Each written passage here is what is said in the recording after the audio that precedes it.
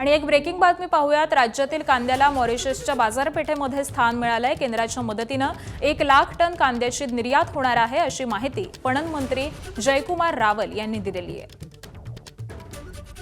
तर युद्धाचा भारतातील या भाजीपाला असेल आणि इतर ज्या वस्तू आहेत त्यांना मोठ्या प्रमाणावरती फटका बसत असल्याने आपण दिसत होता आणि कांद्याची निर्यात ही आता भारतामधून मोठ्या प्रमाणावरती केली जाणार आहे। राज्यातील कांद्याला मॉरिशसच्या बाजारपेठेमध्ये आता स्थान मिळालेलं आहे। केंद्राच्या मदतीने जवळपास 1 लाख टन कांद्याची निर्यात ही आता शक्य होणार आहे आणि अशी माहिती ही पणन मंत्री जयकुमार रावल यांनी सध्या दिलेली आहे।